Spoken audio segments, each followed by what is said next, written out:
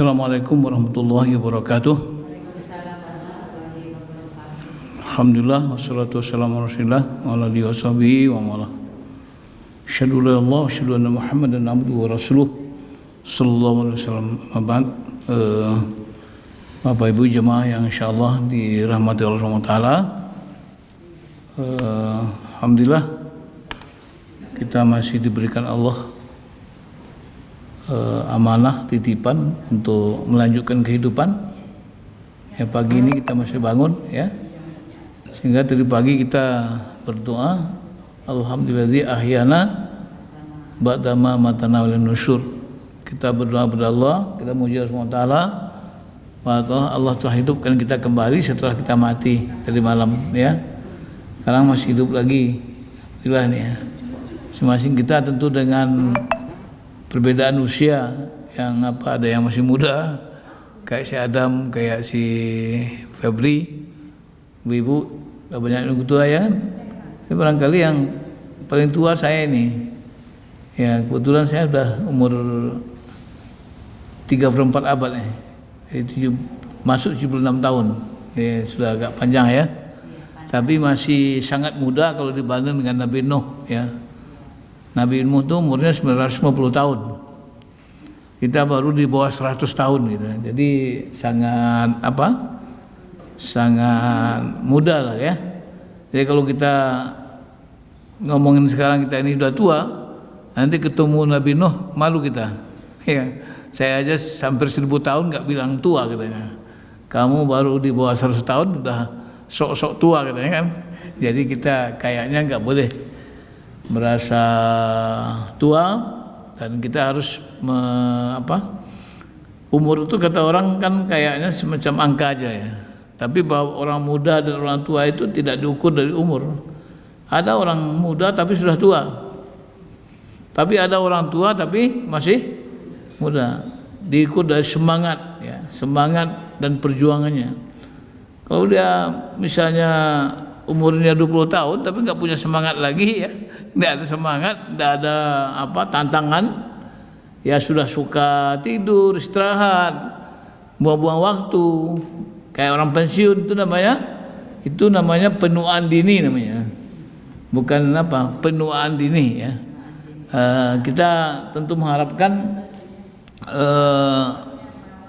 kita ini tetap bagaimana kita memaksimalkan ya waktu yang Allah berikan kepada kita untuk hal-hal yang bermanfaat, yang maslahat, baik untuk kehidupan dunia kita maupun untuk kehidupan akhirat.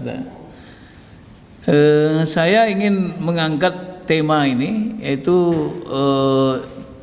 distinktif ya, keunggulan manusia dibandingkan makhluk lain. Kenapa gitu? Kenapa kita misalnya diberikan Allah keunggulan, dan apa sebetulnya faktor apa saja yang membuat kita lebih unggul? Kalau bicara biologis ya, secara jasmania ya, mungkin barangkali tidak banyak perbedaan ya. Mungkin barangkali hayawan katakanlah yang lebih dekat dengan manusia, simpanse dan itu ternyata IQ-nya bagus juga itu. Ada monyet, ada lumba-lumba macam-macam ya, yang juga bisa ya, ada kecerdasan ya. Kalau ngomong ya seperti burung beo misalnya, bisa ngomong ya. Ya. Tapi kemudian manusia Allah ciptakan kok unik ya. Mungkin barangkali dari ukuran kepalanya tidak lebih besar dari kepala kerbau ya, tapi lebih kecil ya. Tapi kok kemudian kenapa manusia punya kemampuan ya? Apa bedanya dengan makhluk-makhluk yang lain itu? Nah, itu barangkali yang ingin saya sampaikan ya. Mungkin barangkali ya kita awali sebagai pengantar, misalnya memang manusia ini kan Allah ciptakan ya, memang dengan tujuan yang berbeda ya dengan manusia, dengan makhluk lain. Dalam surah surah Al-Ahzab ya 72, Allah menyampaikan bahwa Allah sudah pernah menawarkan amanah ini kepada makhluk-makhluk yang besar-besar di alam ini. Inna aradna amanatan 'ala samawati wal jibal fa abaina yahmilnaha wa ashfaqna minha, kan gitu. Ya kata Allah, kami telah pernah tawarkan amanah itu kepada langit dan bumi, pada gunung ya, yang besar-besar itu Allah sebutkan, fa abaina yahmilnaha, mereka tidak mau, enggan ya, tidak mau menerima amanah itu. Kenapa? Wa ashfaqna minha, mereka khawatir ya, tidak akan mampu melaksanakannya. Lalu kata Allah, fahamal insan, lalu Allah menciptakan manusia. Lalu manusia itulah yang kemudian siap untuk memikul amanah itu. Kemudian innahu kana zaluman jahula. Jadi manusia itu ada yang zalim, ada yang jahil.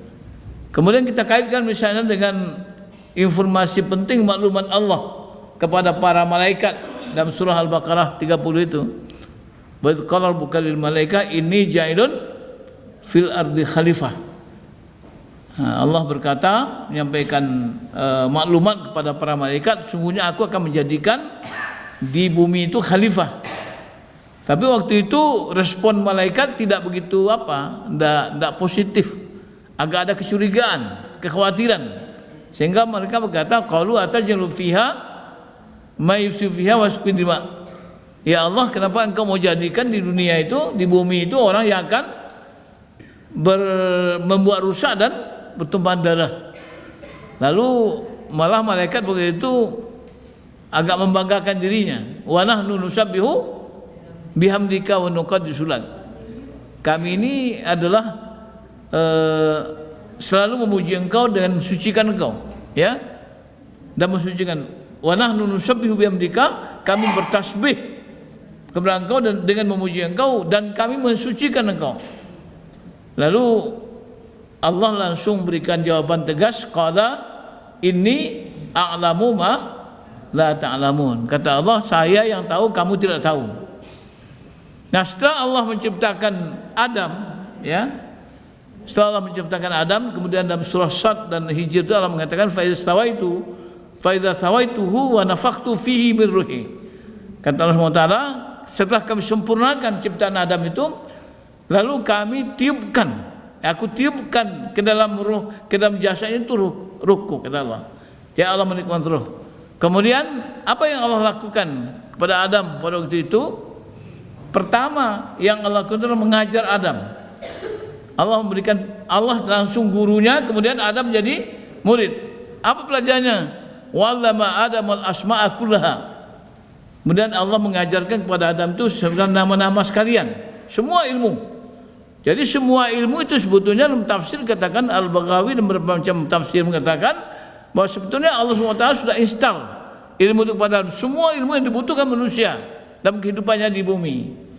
Wallama Adam al-asma'a kullaha. Allah ajarkan semua ilmu kepada Adam.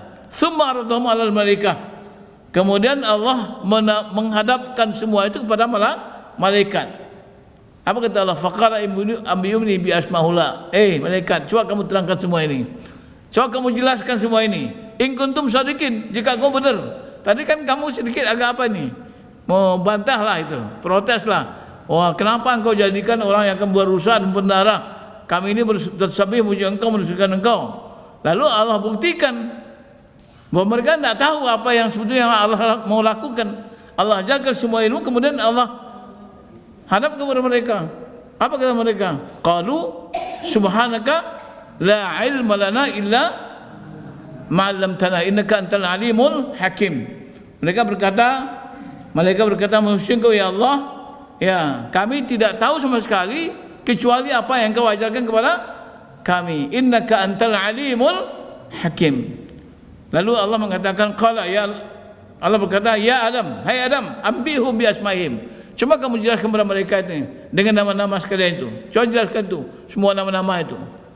Falamma ambahum bi asma'ihim, ketika Adam sudah menyampaikan, menjelaskan mereka tentang semuanya itu, qala, Allah berkata, alam aqul lakum, bukankah aku saya katakan kepada kamu, inni a'lamu ghaibas samawati wal ard, saya yang tahu apa yang gaib di langit dan bumi, wa a'lamu ma tubduna wa ma kuntum taktumun. Aku tahu apa yang kamu nyatakan dan apa yang kamu sembunyikan. Baru kemudian ada perintah Allah, wa idz qulna lil malaikati isjudu li adama fasajadu illa iblis aba wastakbara wa kana minal kafirin. Nah, itu. Jadi lalu Allah perintahkan kepada malaikat. Apa perintah Allah? Sujudlah kalian, ya. Usjudu li Adam. Sujudlah kalian. Dalam tafsir katakan sujud di sana bukan pengertian menyembah, tapi menghormati. Allah perintahkan kepada malaikat untuk hormat kepada Adam. Kenapa? Karena Adam sudah diberikan ilmu. Ada kelebihan manusia di mana Adam itu apa? Kelebihan ilmu pengetahuan. Maka oleh karena itu malaikat diperintah hormat kepada Adam karena dia punya ilmu pengetahuan. Nah, lalu fasajadu kemudian semua sujud kecuali yang tidak mau sujud siapa? Iblis. Kenapa? Aba wastakbara. Dia enggan karena dia merasa lebih besar. Mereka sombong. Wa kana minal kafirin, dan jadilah iblis itu kafir. Jadi yang kafir pertama di dunia ini adalah iblis. Yang sekarang ini itu pengikut iblis semua itu. Ya, jadi kafir pertama itu ya, itu adalah iblis itu. Yang sekarang ini cuma itu pengikut iblis semua, karena iblis semua yang ngajak itu. Jadi iblis itu mengajak menjadi kafir. Nah, lalu kemudian ceritanya itu kan setelah itu lalu Adam dimasukkan ke dalam transit dulu ke surga. Ya. Qulna ya Adam uskun anta wa zawjukal jannata wa kula minha ragadan haitsu syi'tuma, ya, wala taqrabu hadhihi syajarata fatakuna minal zalimin, ya. Jadi kata Allah SWT, Adam, masuklah kamu, istrimu, ya, berarti sudah dinikahkan Allah. Itu Adam sudah Hawa sudah ciptakan, ya. Lalu diperintahkan untuk masuk ke surga. Kemudian kata Allah, makalah kamu sekenyang-kenyangnya, sesuka-sukanya, ya. Masuklah kamu wal jannata wa kula minha, dan makan padanya ragadan haitsu syi'tuma, berapa saja yang kalian suka. Cuman kata Allah satu aja, regulasinya waktu itu hanya satu. Apa regulasinya? Wala taqraba hadhihi syajarata, tapi yang pohon ini jangan kau sentuh, jangan dekat-dekatin ini. So, kalau kadang fatakuna minal, kamu akan jadi zalim. Nah, nanti. Lalu kemudian apa yang terjadi setelah itu? Fa'adzallahuma syaitan anha, lalu setan menggelincirkan. Yang tadi Abah tadi sudah mulai kerja. Dia mulai kerja pertamanya adalah menggoda Adam dan Hawa. Tapi Adam enggak bisa digoda, lalu melalui Hawa. Hawa digoda, fakhraja mimma kana fi, lalu dia menyebabkan ya Adam itu dan Hawa itu keluar dari kebahagiaan yang Allah berikan kepadanya. Kemudian Allah katakan kulnah bitu. Oleh karena itu diperintahkanlah turun semua, ba'dukum li ba'din adu, sebagian kamu akan menjadi musuh sebagian. Artinya Adam dan Hawa, iblis itu jadi musuh. Itu saya tetapkan dari surga. Walakum fil ardi mustaqarrun, bagi kamu di dunia itu hanya tempat tinggal sementara, wa mataun ilahin, kesenangan hingga seketika. Baru kemudian setelah itu perintah itu maka Adam, ya, lalu Adam bertobat kepada Allah. Fatalaqa Adamu min rabbih kalimatin fataba alaih innahu huwa tawwabur rahim. Nah, manusia itu kemudian Adam itu kemudian bertobat dan dia mohon kepada Allah, maka Allah menerima tobatnya, karena Allah itu Maha penerima tobat lagi Maha penyayang. Jadi dalam keyakinan kita umat Islam, Adam itu diturunkan ke bumi itu setelah mendapat ampunan Allah SWT. Jadi dia tidak buat dosa. Itu bedanya kita dengan agama yang lain. Bagi kita Adam turun bukan karena dosanya. Dosanya sudah diampuni oleh Allah SWT. Setelah itu kemudian dia turun ke bumi, kemudian Allah firman kulnah bitu minha jami'ah, turun kalian semua kemudian Allah katakan apabila nanti ya kulnah bitu minha jami'ah fa imma ya'tiyannakum min huda faman tabi'a huda fala khaufun 'alaihim wa lahum yahzanun. Turun kalian semua, ya, nanti sekiranya datang dari petunjuk, barang siapa yang ngikutin petunjukku pasti dia akan selamat dia tidak akan pernah takut menghadapi dunia ini dan tidak pernah menyesal dari kehidupan masa lalunya. Inilah cerita ya kenapa. Nah, kita perlu ketahui bahwa sebenarnya dari sononya ya. Dari sononya itu dari surganya Allah ciptakan itu sudah untuk di bumi. Jadi sebetulnya sudah untuk di bumi. Jadi ini rekayasa Allah SWT. Ini sudah skenario yang dibuat oleh Allah SWT. Karena memang Allah dalam surah Hud dikatakan ya walladzi ansyakum minal ard wasta'markum fiha. Karena Allah menciptakan manusia itu dari bumi. Kenapa? Karena Allah ingin menempatkannya di bumi untuk memakmurkan bumi itu. Ya, dalam ayat lain juga dalam surah Al-Araf juga Allah mengatakan ya Allah mengatakan walaqad makkannakum fil ardi wa ja'alakum fiha ma'ish qalima tashkurun. Kami sudah tempatkan kamu di bumi dan kami siapkan di bumi itu sebagai sumber kehidupan ya. Cuma sayang sedikit di antara kamu yang bersyukur. Ini pengantarnya. Jadi saya ingin mencoba mengajak kita semua bahwa sebenarnya manusia itu sudah Allah ciptakan sebagai makhluk yang terbaik dan dari surga itu sudah untuk menjadi khalifah di bumi. Kenapa? Karena tidak ada satupun makhluk ini yang siap untuk memikul amanah di muka bumi ini. Maka oleh karena itu Allah berikan keunggulan kepada manusia itu. Nah, apa keunggulan yang diberikan Allah SWT? Berbeda dengan makhluk yang lain. Makhluk yang lain apa? Allah tiupkan rohnya kepada manusia. Nah, itu. Karena dalam surah Sajadah itu dikatakan ya semua kemudian Allah jadikan manusia itu summa sawwana fakhafi min ruhi wa jakum sama wa absara fidah kalimat tashkurun. Dan Allah Subhanahu wa taala menciptakan manusia itu menyempurnakan ciptaannya, kemudian Allah tiupkan rohnya. Ya. Kemudian Allah jadikan dengan roh itu dia mendengar, dia melihat dan dia punya hati, bisa berpikir. Jadi dalam tafsir itu dikatakan kita bisa berpikir begini, ya, bisa berpikir gini bukan karena otak kita ini maksudnya dibanyak berpikir, Mang. Susunan otak kita ini sebetulnya sama juga, hampir sama. Ya, Mang, ciptaan ini sangat unik sekali dalam berapa disampaikan ya, jaringan saraf dan sinapsis ya. Itu dikatakan otak manusia ini memiliki sekitar 86 miliar neuron ya yang saling terhubung melalui sinapsis atau jaringan komunikasi antar sel saraf ya. Setiap kali kita berpikir miliaran sinyal listrik dan kimiawi ditransmisikan dalam otak melalui neurotransmitter seperti dopamin, serotonin dan glutamat. Nanti Bapak cari saja di ChatGPT itu ada itu. Apa itu semua ya. Kemudian kemampuan neuroplastisitas manusia itu adalah otak untuk berubah dan beradaptasi berdasarkan pengalaman dan pembelajaran. Ini memungkinkan manusia untuk berkembang, mengingat dan memecahkan masalah dengan lebih baik dibanding hewan.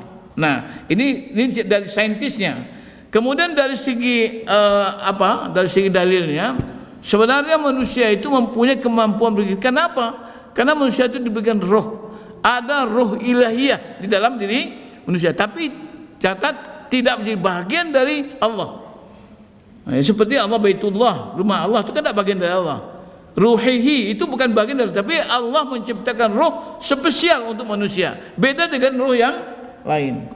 Kalau misalnya kucing, kambing atau ing-ing yang lain termasuk anjing ya, itu sebetulnya Allah ciptakan nafas hidup yang alami. Tidak spesial, itu nafas biasa, hidup biasa. Allah tidak tiupkan roh. Walaupun otaknya sama jaringan dan kemungkinan bisa dengan manusia, tapi mereka sangat terbatas. Ya, ya seperti misalnya burung beo, misalnya mungkin ngomongnya bisa baca satu ayat, Allahu Akbar, nah bisa begitu. Cuma itu aja dapatnya, yang lain enggak. Nah, manusia Allah berikan kemampuan yang luar biasa. Dengan roh yang Allah tiupkan itu ada energi yang luar biasa yang Allah langsung install ke dalam diri manusia itu, dengan itu dia bisa berpikir. Nah, itu dikatakan diantara apa itu afdalul insan fil Islam ya. Keutamaan manusia dalam Islam itu apa? Afdalul insan ala hewan fil Islam tertabitu binafkhatur roh al-ilahiyah. Jadi manusia itu beri keutamaan daripada hewan itu. Kenapa? Karena Allah terkait dengan roh yang Allah tiupkan kepada manusia itu. Allati ju'ilat al-insan makhluqan mumayyizan bil aqli. Yang dengan itu Allah manusia diciptakan sebagai makhluk yang istimewa dengan akal, wal iradah, ada kemauan, wa taklif, ada kewajiban-kewajiban. Nah, dalil nafkhatur ruh wa atharuha 'alal insan, dalil yang mengatakan Allah meniupkan ruh manusia itu ada Allah SWT mengatakan dalam surah Shad 72, kalau ta'ala fa idza sawaituhu wa nafakhtu fihi mir ruhi faq'u lahu sajidin. Allah katakan, maka apabila Allah telah sempurnakan, aku sempurnakan ciptaannya Adam itu, aku tiupkan dalamnya ruhku, maka jadilah mereka malaikat segala macam itu sujud kepada Adam. Nah, lalu hadhihi nafkhah, tiupan roh itu ju'ilal insan mukraman, yang menyebabkan manusia itu menjadi mulia, ya. Jadi karena Allah tiupkan roh kepada manusia itu, maka manusia itu menjadi mulia. Wa midatihi bi sifati la tujadu fi baqiyatil makhluqat, ya. Dan itu keistimewaan dengan sifat yang tidak diperoleh padanya pada makhluk-makhluk yang lain, fi baqiyatil makhluqat. Di antaranya apa? Ini pertama al-aqlu wa tafkir, akal dan berfikir, ya. Al-qudratu ala tafakkur, jadi kemampuan untuk berfikir, at-tadabbur untuk tadabbur, kemudian wa tamyiz untuk membedakan bainal khair wa syarr, membedakan yang baik dan yang buruk. Jadi kita bisa berfikir ini karena ada roh. Kenapa yang lain juga tidak, hidupnya mungkin lebih lama atau lebih besar, otaknya, kepalanya lebih besar dari kita, mungkin susunan neuronnya hampir sama, tapi kenapa? Karena Allah tidak tiupkan roh ke dalam diri mereka. Kita bisa jadi fikir itu karena ada Allah tiupkan. Jadi ini pertama. Jadi perbedaan kita itu, ya, karena roh yang Allah tiupkan itu, maka kita menjadi al-aqlu tafkir. Kita punya akal dan mampu berfikir. Ya. Dengan akal itu kita mampu memikirkan sesuatu, mampu mentadaburi sesuatu, mengamati, kemudian mampu membedakan bainal khair wa syarr. Nah, misalnya kalau dibanding kita dengan apa, misalnya dengan kucing misalnya. Kucing tidak bisa dia menentukan mana yang baik, mana yang buruk, ya, mana yang halal, mana yang haram, kan? Mungkin kucing itu kalau misalnya dia diberikan beban, ya, untuk menentukan mana yang halal, mana yang haram, barangkali kucing kelaparan itu. So dia tidak bisa mencari apa-apa, dia tidak bisa berusaha sendiri, kan? Dia paling mungkin mendapatkan apa, pemberian dari majikannya atau siapa, atau dapat sendiri. Nah, kalau ada kucing yang misalnya mikir dulu, ini mana yang halal nih, mungkin kucing itu kan mati kelaparan itu. Jadi, nah, tapi ada juga manusia yang seperti kucing, dia tidak mikir makan dan halal haram. Itu berarti roh yang ditiupkan itu tidak dibersihkannya, tidak dijaganya dengan baik. Sehingga Allah SWT mengatakan dalam Al-Quran dalam surah dalam surah Al-Lail, ya, wal-laili, dalam surah Syamsi wa syamsi wa duhaha wal qamari idza talaha wan nahari idza jallaha, wal laili idza was samai wa ma banaha wal ardi wa ma taha wa nafsin wa ma sawaha fa alhamaha fujuraha wa taqwa. Jadi manusia itu sebetulnya, manusia itu Allah install sudah, yang buruk yang jelek itu sudah diberikan sebelum agama ini turun. Ketika rasul-rasul belum diutus ke kaum-kaum atau ke kelompok manusia, ketika itu manusia sudah tahu mana yang buruk, mana yang baik. Ya, secara universal itu manusia sudah tahu. Ya, sudah tahu mana yang baik, mana yang buruk. Itu yang dikatakan juga sekarang ada yang mentafsirkan mungkar dan ma'ruf itu. Ma'ruf itu suatu yang sepakat manusia mengatakan itu bagus. Dan ma'ruf itu dan mungkar itu apa? Yang sepakat manusia mengatakan itu tidak baik. Misalnya membunuh itu semua orang tidak suka itu. Mencuri semua orang tidak suka. Ya. Atau perbuatan-perbuatan yang lain. Ada yang kemudian falhamaha fujuraha wa taqwa. Jadi hati manusia itu sudah Allah install sebetulnya, ya, pengetahuan untuk membedakan mana yang fujur, mana yang takwa, mana yang tidak baik, mana yang baik. Cuman kata Allah ada yang qad afla man zakkaha wa qad khaba man dasaha. Ada orang yang mau menjaga kesuciannya itu, ada yang mengotorinya, itu aja.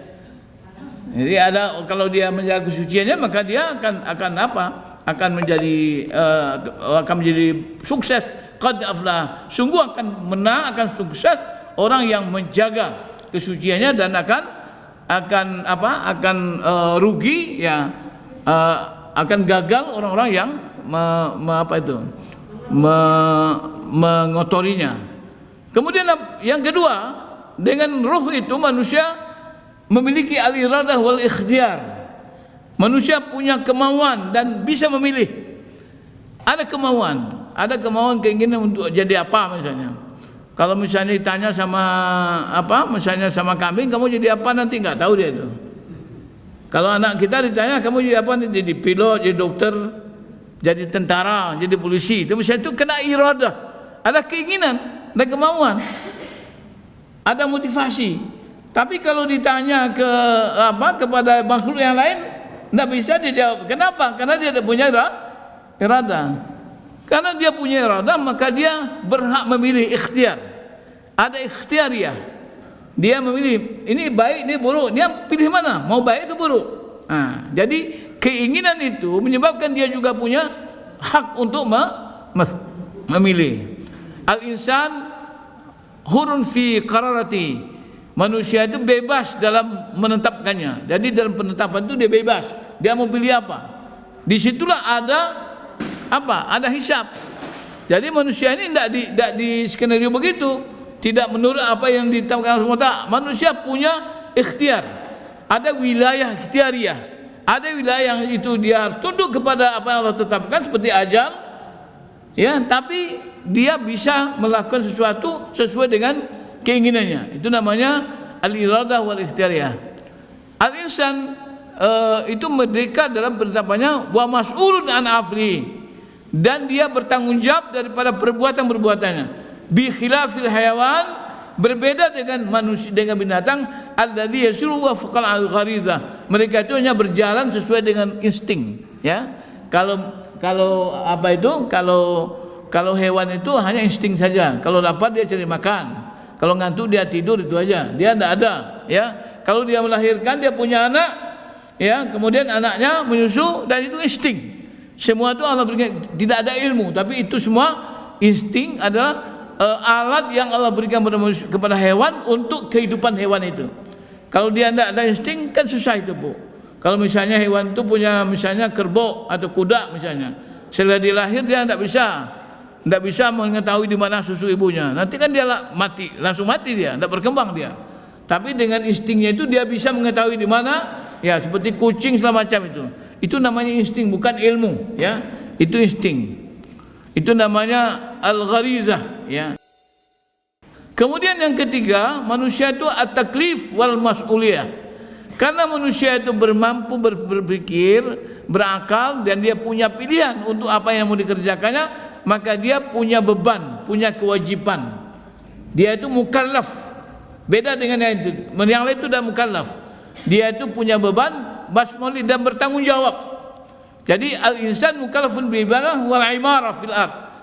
Ya, manusia itu diberikan beban, kewajiban untuk beribadah. Wal imarah, untuk memakmurkan di bumi, untuk memakmurkan bumi. Kama qala ta'ala, wa ma khalaqtul jinna wal insa illa liya'buduni. Al-Dzariyat ayat 56. Aku tidak jadikan jin dan manusia kecuali untuk beribadah kepadaku.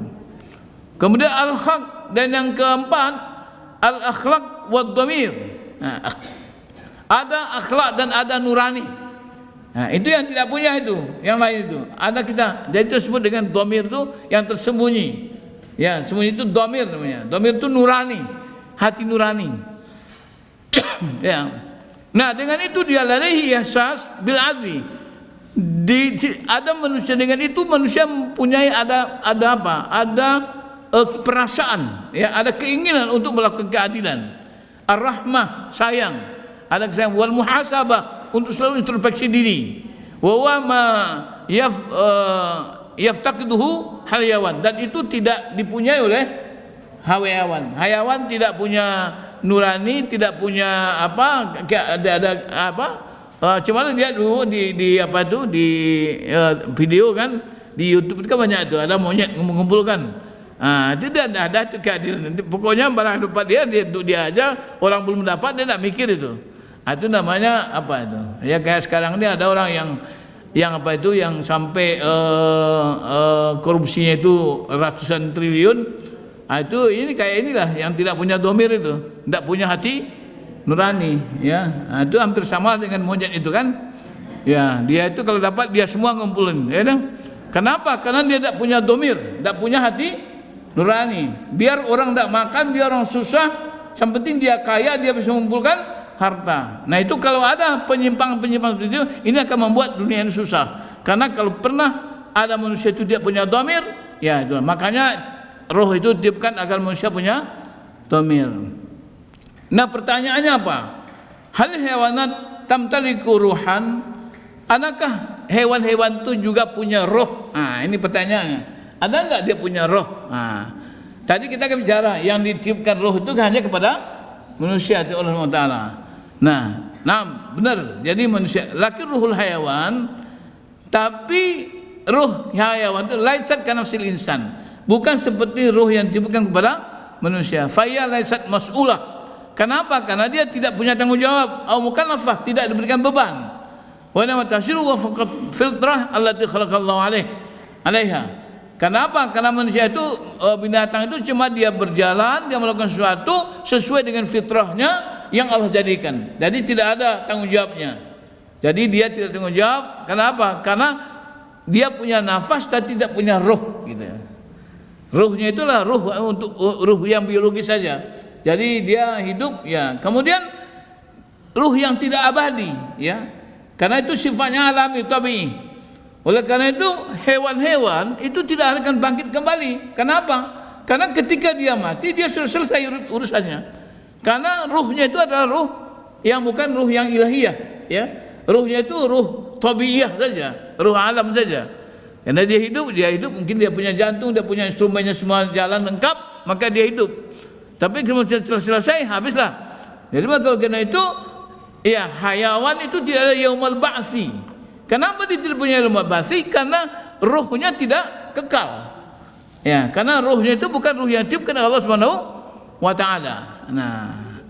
Nah, khulasahnya apa? Kesimpulannya afdhatul insan laisat fil jasad faqat. Jadi keutamaan manusia itu bukan hanya pada soal jasad saja, bukan fi asal takwim, bukan sekedar itu, bal fir ruh. Tetapi yang lebih penting adalah pada roh, yaitu disebut juga rohani, ya. Apa disebutkan rohani? Adakah binatang punya rohani? Enggak punya rohani, ya. Dia tidak punya rohani, dia tidak punya kasih sayang, tidak punya rasa keadilan. Nah, tetapi manusia diberikan roh allati nafaqallah fihi, yang Allah tiupkan kepadanya. Mimma manahu aqlan. Dengan itu Allah memberikan kepadanya akal, wahriyah kemerdekaan, wa musliah tanggung jawab, liyakuna khalifatan fil ard, supaya mereka itu menjadi khalifah di bumi.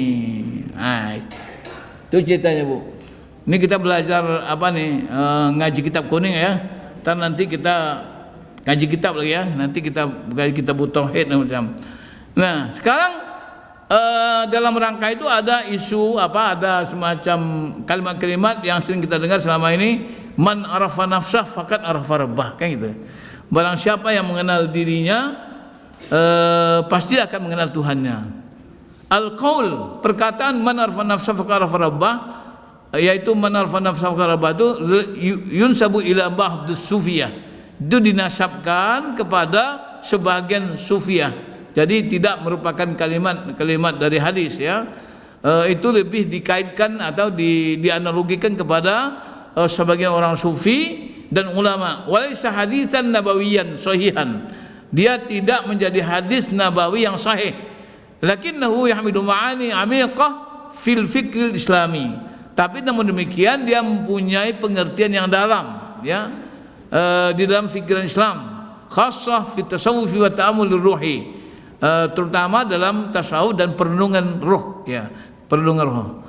Al makna al-am, ya, makna umum daripada apa yang disebut dengan man arfa nafsah itu adalah al maksud an ta'ammula fi nafsi, ya, maksudnya bahwa perenung dalam diri itu ya yuqawidul insan ila ma'rifatillah, itu membuat manusia itu punya kemampuan mengenal Allah Subhanahu wa taala. Lian nafsa, karena nafsat manusia itu fiha, padanya itu ada dalailun ada uzmatul khaliq, ada petunjuk-petunjuk yang bisa dia baca atas kebesaran makhluk. Ya, itu yang dikatakan Allah Taala, wa fi anfusikum afala tubsirun, dan pada diri kamu kenapa kamu tidak melihat? Nah, itu. Jadi manusia itu bisa baca ayat-ayat Allah. Ya, tapi kelebihan manusia itu bukan hanya sekedar jasadnya bagus ya. Kalau kita dari segi jasad sudah jelas ya, Allah mengatakan laqad khalaqnal insana fi ahsani taqwim. Manusia dijadikan sebaik bentuk. Tidak adalah kita ini orang yang menyesali dirinya, orang yang mengkritik tentang manusia itu enggak ada. Ada enggak kita manusia orang ahli katakan, "Wah, ini mata kita ini enggak benar di sini. Sebetulnya kalau bisa itu di depan satu, di belakang satu." Ada enggak tuh? Enggak ada itu. Atau letak hidung kita jangan di sini, ya, jangan di sini. Mungkin letak hidung kita cuman di sini aja, tidak ada. Tidak ada satu kritik pun sejak dulu oleh para ahli biologi tentang ciptaan manusia itu. Ada enggak yang kritik? Ada.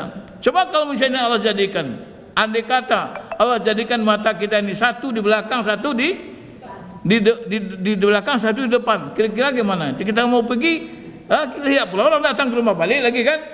Kita balik, rumahnya mobil mau lewat, balik lagi. Akhirnya nggak jadi pergi. Karena muter-muter ya kan? Karena ada belakang, ada yang di depan. Itu kan nggak bisa itu. Oh, kata anak sekolah, sebaiknya mata itu kalau dapat di sini satu, biar nanti kalau nyontek bisa di apa aja, dalam laci bisa nyontek gitu. Nanti kalau mau makan pakai sambal gimana? Kepedasan matanya kan? Artinya apa? Tidak ada satupun kritikan yang bisa kita ajukan. Coba kita punya tangan nih, ada jari, ada siku. Coba ada nggak? Kalau Allah lupa saja bikin siku, gimana kira-kira? Mau makan kita tidak bisa pak. Paling-paling kita di sini disambut dengan bulu kan gitu. Jadi ini semua sudah oke semua, nggak ada yang salah Allah SWT itu. Sehingga tidak ada satupun kritikan yang diberikan oleh manusia terhadap ciptaan Allah SWT. Cuman ada deviasi penyimpang ada yang misalnya mungkin yang tangannya nggak ada segala macam itu yang katakanlah disabel itu kan tidak semua, itu kan sifatnya an-nadir. Dalam ilmu mantiq dikatakan an-nadir kal ma'dum. Yang sia-sia, yang jarang itu sama dengan tidak ada. Dan itu juga mungkin dijadikan Allah untuk menguji kita seberapa besar kita punya empati terhadap mereka yang diberikan Allah SWT kekurangan seperti itu. Tapi pada umumnya manusia memberikan kepada Allah itu adalah nikmat yang luar biasa, karena dikatakan fa fi anfusikum afala tubsirun. Memang ada sesuatu yang barangkali manusia belum tahu. Berarti dulu pernah diskusikan usus buntu itu apa sih gunanya aja. Kan ada juga tuh. Namanya usus buntu, dipotong juga nggak apa-apa kan gitu, dibuang juga manusia, tapi mungkin akan beda juga ya. Ada sesuatu yang kita mungkin belum tahu. Kemudian kaifa tu'addi ma'rifatun nafs ila ma'rifatillah. Bagaimana kita mencoba mengusahakan agar mengenal diri itu bisa sampai kepada mengenal Allah SWT. Jadi artinya bagaimana kita mencoba menunaikan, melakukan upaya-upaya bahwa dengan kita mengenal diri itu kita mengenal Allah SWT. Nah, ini ada berapa 4 hal yang di situ kan. Pertama apa? Ma'rifatu dha'fil insan wa hajatihi ilallah.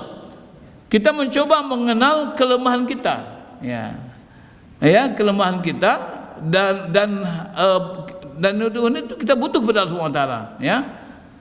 Indama yata'ammalul insan fi dha'fi, ketika manusia berusaha untuk merenungkan ya dalam dirinya tentang kelemahannya dan kebutuhannya, waqilati hilati, dan juga kekurangan hilahnya, daya upayanya, yudriku annahu ya'tabidu ala quwwati azam, maka jelas dia akan berusaha untuk menyandarkan dirinya kepada yang lebih besar. Jadi kalau kita tahu saya lemah, kita akan berusaha untuk menyandarkan kepada yang besar. Wa ya quwwatullah, yaitu kekuatan Allah Taala. Maka oleh karena itu kita juga harus harus juga memahami kelemahan kita. Jadi Allah SWT mengatakan, qala ta'ala ya ayyuhan nas antumul fuqara ilallah. Hai manusia, kamu ini butuh kepada Allah. Al-fuqara, kita ini semua ada butuh kepada Allah SWT, ya. Wa wal ghaniyyul hamid. Kenapa? Karena Allah itu maha kaya lagi maha terpuji. Jadi kita ini tidak ada yang sempurna sekalian. Oh, katakanlah kita ini orang kaya, tidak bisa hidup, ya, karena kita ini ada manusia yang katakan simbiosis mutualistis. Artinya kita ini saling membutuhkan. Orang kaya butuh orang miskin butuh orang kaya. Orang kaya butuh orang yang pintar, yang bodoh juga butuh orang pintar. Tidak ada kita ini yang bisa hidup sendiri. Semua kita terbatas. Nah, kita ini punya kelemahan. Nah, oleh karena itu kita ingin menyandarkan diri kita pada yang lebih besar, yaitu Allah SWT. Oleh karena itu terhadap Allah kita adalah fuqara, ya. Kita butuh kepada Allah. Ya kan, fuqara itu ada 4 ayat dalam Al-Quran itu. Ada innamas shadaqatu lil fuqara. Ada juga mengatakan dalam Al-Quran itu ada juga lil fuqara alladziina usiru bismillah. Ada juga dalam batu, yaitu orang-orang yang apa? Orang-orang yang muhajirin yang pindah, walaupun dia kaya di kampungnya, tapi karena dia pindah tidak bisa bawa kebunnya, tidak bisa ternaknya, maka ketika itu dia fuqara. Dan yang keempat adalah fuqara ini orang yang butuh kepada semua kita terhadap Allah, butuh. Kenapa? Allah itu maha kaya lagi maha terpuji. Dan yang kedua, bagaimana kita mengenal Allah, mengenal diri supaya kita bisa mengenal Allah SWT? Atamalu fi qudratil insan al-mahdudah, yaitu merenungkan kemampuan manusia itu terbatas. Kemampuan itu terbatas. Al-aqlu wal hawas wal qudrat al-basyariyah kulluha mahdudah. Akal, perasaan dan kemampuan manusia itu terbatas, semuanya terbatas. Bainama Allahu alim, sementara Allah itu maha tahu, qadir maha kuasa, sami maha mendengar, basir maha melihat. Mimma yadul insan lil i'tirafi bil. Oleh karena itu manusia sangat berusaha untuk berusaha mengenal Allah SWT. Oleh karena itu, karena manusia itu lemah, manusia terbatas, maka dia ingin untuk mendekatkan kepada Allah dan mengenal Allah. I'tiraf bi'azmatillah, dia mengenal, dia punya kesadaran kan bersama Allah. Dan yang ketiga, an-nafsul basyariyah mar'atul lil asma wa sifatil dia. Jadi diri manusia itu adalah merupakan cerminan bagi nama-nama dan sifat manusia. Jadi hanya semacam bayangan saja, ya. Jadi tidak ada manusia itu yang mampu, ya manusia kuat. Jadi cuma kuat, ya itu kekuatan yang sifatnya muqayyad. Manusia hidup, manusia kaya, sifatnya muqayyad. Muqayyad artinya apa? Selama Allah memberikan kepadanya. Tetapi beda dengan kekuatan Allah Taala. Itu Allah itu mutlak, ya. Sifat Allah itu mutlak. Allah itu kaya mutlak. Kenapa? Karena dia punya kekayaan dan dia Dia yang mempunyai. Karena itu di dalam usul salasah ilmu tauhid dikatakan ada sifat Allah itu sifat yang sifatnya itu nafsun an kulin waqsin. Allah itu bebas dari kekurangan, dan kemudian Allah itu bisa sifatul kamal. Allah itu punya sifat yang sempurna. Jadi ada usul salasah itu 3, tauhid rububiyah, tauhid asma wa sifat, kemudian tauhid uluhiyah. Nah, di tauhid sifat asma itu kita yakin Allah itu punya sifat yang sempurna. Kalau ada Allah misalnya punya sifat yang kurang, itu bukan Allah. Misalnya Allah butuh makan, berarti Allah kurang, ya. Saya punya cucu sudah tanyanya aneh juga kemarin itu. Dia bilang kalau Allah itu kan begini tuh katanya. Allah itu kan menciptakan semua ciptaannya lebih kecil dari dia katanya. Nanti kalau dia duduk katanya duduknya di mana? Berarti kursinya lebih besar katanya. Jadi dia cobain duduk di kursi kan, berarti kan kursi ini besar, Karim kecil katanya. Nah, kalau Allah duduk katanya berarti Allah itu lebih kecil dari kursi, dari aras katanya. Ini dia tak tahu, saya itu dia dapat di mana. Itu umur 7 tahun belum sekolah itu. Tapi mungkin karena jajan dia, karena baca-baca YouTube segala macam, sudah tahu itu semua itu. Nah, ini kita juga harus hati-hati juga, Bu, anak-anak kita yang sudah berkenalan dengan gadget itu, dengan handphone, sudah baca-baca YouTube.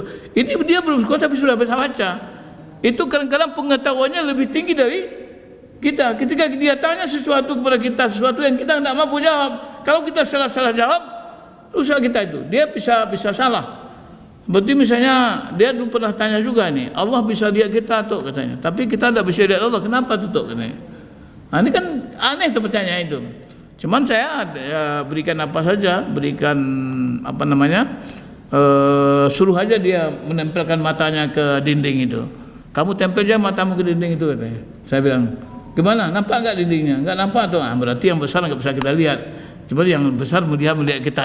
Nah, jadi itu aja, enggak usah terlalu banyak kajian-kajian sifat 20 kan. Anak-anak itu belum siap itu. Kita hanya berikan semampu dia. Tapi setidaknya harus kita sadari bahwa anak-anak sekarang itu bisa punya pengetahuan lebih dari orang tuanya. Kenapa? Karena dia sudah berkomunikasi, punya akses kepada ilmu pengetahuan.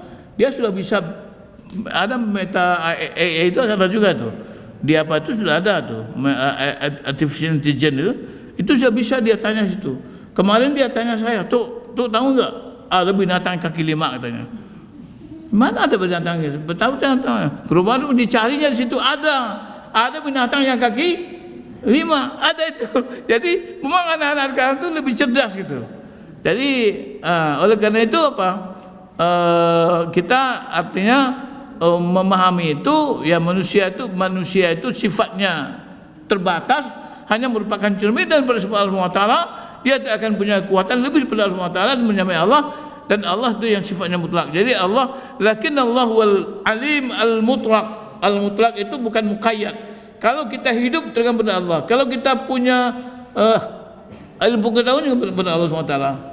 Ada orang ulama di kampung saya, ulamanya luar biasa, tapi satu waktu dia sudah dicabut Allah ilmunya. Mungkin karena ada faktor-faktor dari biologis otaknya itu yang yang mungkin barangkali yang rusak. Maka satu kali saya dibawa ke tempat orang jual peci.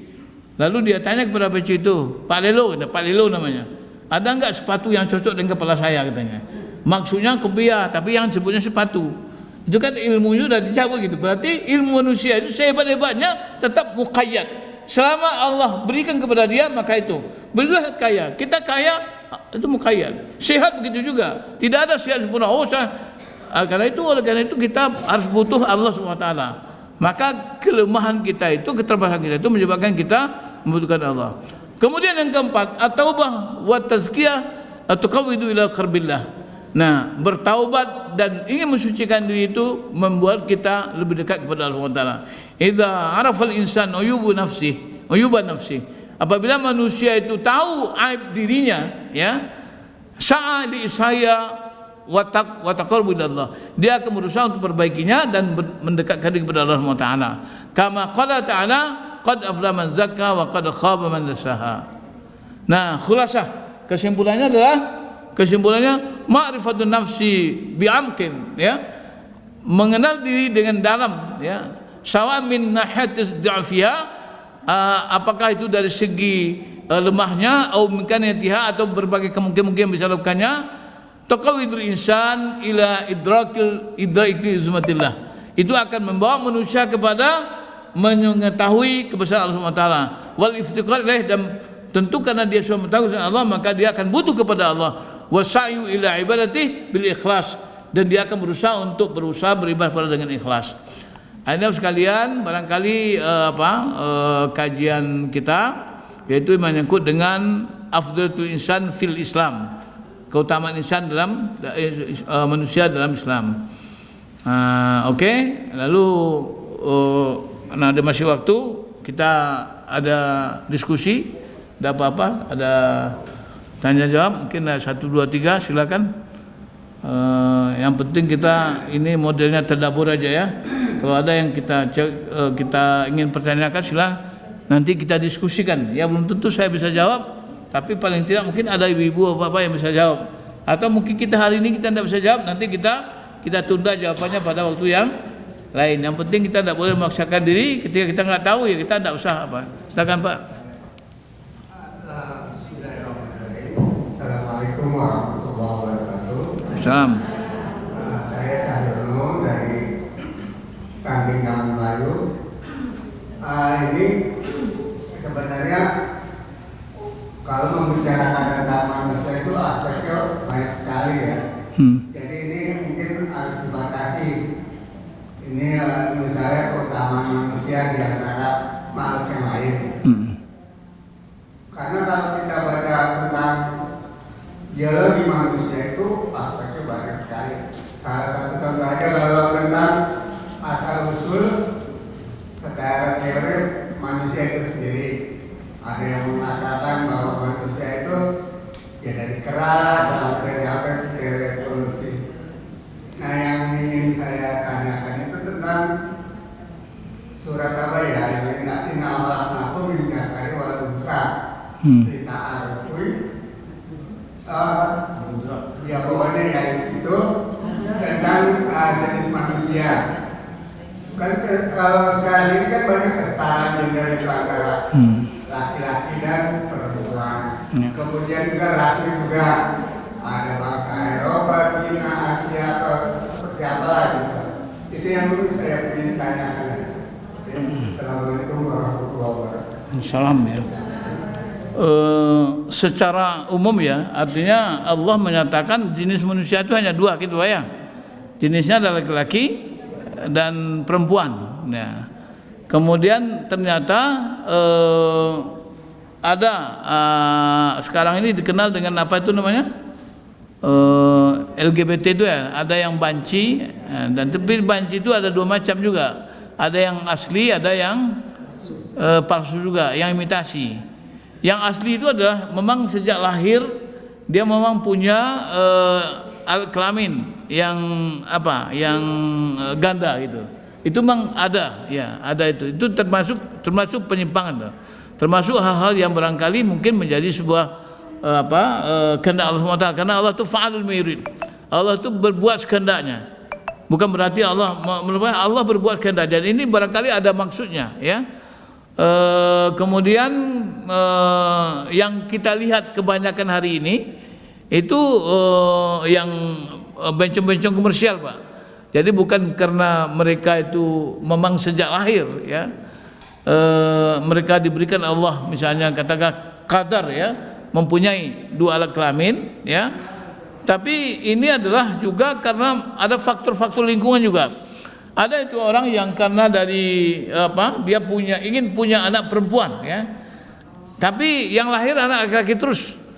Tapi kemudian karena saking inginnya anak laki-lakinya itu dia perlakuan seperti perempuan, dia bedakin, dia perempuan, akhirnya jadi perempuan. Itu juga ada faktor-faktor seperti itu. Tapi kemudian memang secara hukum yang ada itu hanya dua, laki-laki dan perempuan. Begitu juga dalam warisan. Tidak ada warisan untuk misalnya untuk kan ada khunsa itu, ada juga yang mengatakan khunsa, zakar dan unsa, lil zakari wal unsa, tidak ada. Jadi tidak ada hukum, tidak ada juga misalnya syariat tentang nikah nikah orang yang yang tidak jelas jenis kelaminnya itu. Tapi kemudian dalam fenomenologi yang kita lihat, seperti juga misalnya walaupun itu tidak banyak, seperti misalnya mereka-mereka yang ingin merubah kelamin dengan melakukan operasi, itu jelas merupakan sebuah penentangan terhadap fitrah Allah SWT yang Allah sudah ciptakan dia laki-laki, kemudian pengen jadi perempuan karena secara kejiwaan mungkin karena program lingkungan, faktor lingkungan dia jadi jiwanya itu dia perempuan karena dia pengen jadi perempuan. Nah, seperti dulu pernah kita dengar itu sudah meninggal sekarang, Dorce siapa namanya itu kan pernah itu yang operasi kelamin di Jepang, ya. Dan itu memang tidak ada syariatnya, tidak ada syariat warisan, tidak ada syariat tentang sholat. Maksud juga ada di lampu-lampu merah itu kan. Kadang-kadang dia saya ini bukan tidak mau sholat Pak Haji, cuman saf saya di mana katanya, kan ada juga itu. Bukan nggak mau sholat, tapi saf saya di mana gitu. Tidak jelas safnya itu. Mau saf laki-laki dia, mau perempuan mau saf perempuan dia laki-laki. Jadi akhirnya nggak sholat gitu. Jadi artinya ini memang kadang-kadang faktor-faktor apa? Kalau yang bencongnya itu atau yang karena faktor lingkungan. Tapi kalau yang asli itu ya wallahu a'lam bishawab, Allah yang kalau dia misalnya siapapun, ya, karena memang dalam Al-Qur'an itu dikatakan man amila sholihan min dzakarin aw untha, siapa yang beramal saleh laki-laki atau perempuan, ya, wa huwa mu'min, dan dia itu orang beriman, maka Allah akan memberikan kepadanya kehidupan yang walanujziyannahum ajrahum biahsani maka Allah akan berikan kepada dia hayatan thayyibah gitu. Allah akan berikan kepadanya hayatan thayyibah. Itu cuma bicara laki-laki dan perempuan. Tidak ada di situ bainal dzakari wal unsa, enggak ada. Yang ada laki-laki dan perempuan. Kemudian bagaimana nanti? Ya. Bagaimana kalau dia sholat, dia segala macam, dia beribadah, dia bertakwa kepada Allah SWT, itu Allah SWT yang memutuskan. Kita tidak bisa mengatakan oh dia masuk surga, dia masuk neraka. Karena surga neraka itu bukan milik kita itu. Jadi oleh karena itu hal-hal yang seperti itu kita tafwid. Tafwid artinya kita serahkan kepada Allah SWT. Itu menurut saya Pak. Sementara ya. Nanti mana tahu ada kajian yang lebih pas lagi dari itu.